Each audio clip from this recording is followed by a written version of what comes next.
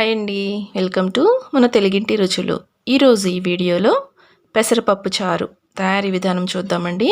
ఒకసారి ఇలాగ పెట్టి చూడండి, చాలా కమ్మగా చాలా రుచిగా ఉంటుందండి. ముఖ్యంగా వేసవిలో శరీరానికి చాలా చలువండి పెసరపప్పు. ట్రై చేయండి ఈ రెసిపీని. అలాగే వీడియో కనుక మీకు నచ్చితే తప్పకుండా ఒక లైక్ అయితే ఇవ్వండి. ఇక ఏమాత్రం లేట్ చేయకుండా ఈ పెసరపప్పు చారును ఏ విధంగా తయారు చేసుకోవాలో చూపిస్తాను.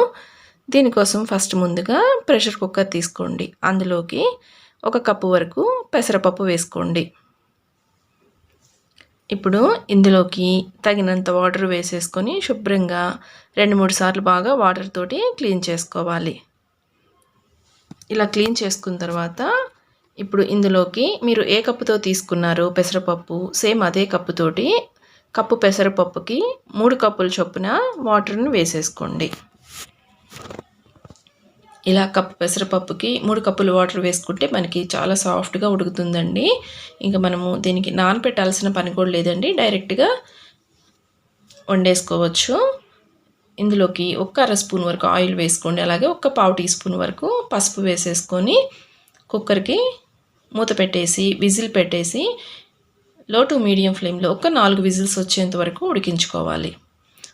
ఈలోపు మనము చింతపండును కూడా నానబెట్టేసుకుందాము. ఇక్కడ చూస్తున్నారు కదండి, మనం తీసుకున్న పెసరపప్పుకి ఈ విధంగా మీడియం సైజు ఉండే నిమ్మకాయ సైజు ఉంటుంది కదండి, ఆ సైజు అంతా చింతపండు తీసుకుని ఒకసారి వాటర్తో కడిగేసి తగినంత వాటర్ వేసుకొని నానబెట్టేసుకోండి. ఇప్పుడు మనకి కుక్కరు విజిల్స్ 4 వచ్చిన తర్వాత స్టవ్ ఆఫ్ చేసి ప్రెషర్ మొత్తం కూడా రిలీజ్ అయిన తర్వాత చూసుకోండి, ఒకసారి పప్పు అనేది చక్కగా మెత్తగా ఉడుకుతుందండి. ఇప్పుడు ఇందులోకి నానబెట్టుకున్న ఈ చింతపండు గుజ్జును కూడా వేసేసుకోండి. ఇలా వేసేసుకున్న తర్వాత ఇప్పుడు బాగా పప్పు గుత్తితో కానీ లేదంటే మ్యాషర్తో కానీ ఈ విధంగా చక్కగా మ్యాష్ చేసుకోండి. ఎక్కడ కూడా పలుకు లేకుండా సాఫ్ట్గా ఈ విధంగా మ్యాష్ చేసేసుకోండి. ఇప్పుడు ఇందులోకి మనం వాటర్ తాగే గ్లాస్ తోటి 3 గ్లాసుల వరకు వాటర్ వేసుకోండి. సుమారుగా 1 లీటర్ వరకు వాటర్ వేసుకోండి.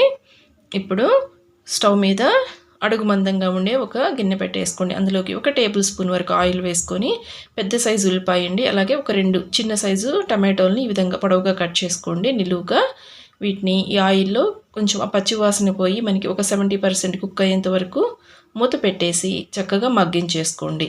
ఇలాగా ఆయిల్లో ఉల్లిపాయ టమాటో మనకి మగ్గితే మంచి టేస్ట్ ఉంటుందండి.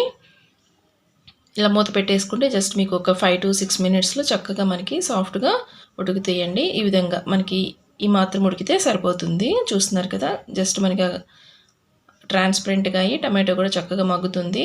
ఇప్పుడు ఇందులోకి ఈ పెసరపప్పు మిశ్రమాన్ని వేసేసుకోవాలి. అలాగే మరి కొంచెం వాటర్ వేసుకుంటున్నానండి, తొలిపి వేసుకుంటున్నాను కుక్కర్లో లాస్ట్న.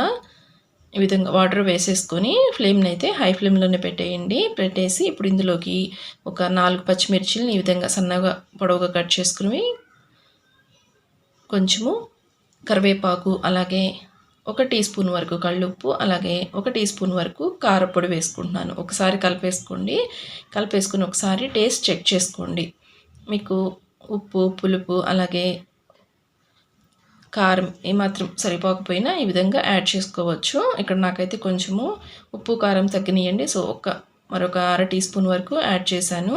ఇలా చేసేసి హై ఫ్లేమ్లో పెట్టేసి మూతని ఈ విధంగా వంపుగా పెట్టేసి మీడియం ఫ్లేమ్లో 10 నిమిషాల పాటు మరిగించుకోవాలండి. ఒక 10 మినిట్స్ తర్వాత మరొక స్టవ్ మీద చిన్న ప్యాన్ ఒకటి పెట్టుకుని అందులోకి 1 టీ స్పూన్ వరకు ఆయిల్ వేసుకొని అలాగే 1 టీ స్పూన్ వరకు నెయ్యి వేసుకోండి. చాలా మంచి టేస్ట్ ఇస్తుందండి. అందులోకి ఆవాలు, జీలకర్ర, పచ్చిశనగపప్పు, మినపప్పు, అలాగే ఎండుమిర్చి వేసేసుకోండి. అలాగే ఒక 5-6 కచ్చాపచ్చాగా దంచుకున్న వెల్లుల్లి రెబ్బలు కూడా వేసుకోండి. మీకు వెల్లుల్లి రెబ్బలు ఇష్టం లేకపోతే స్కిప్ చేయొచ్చండి.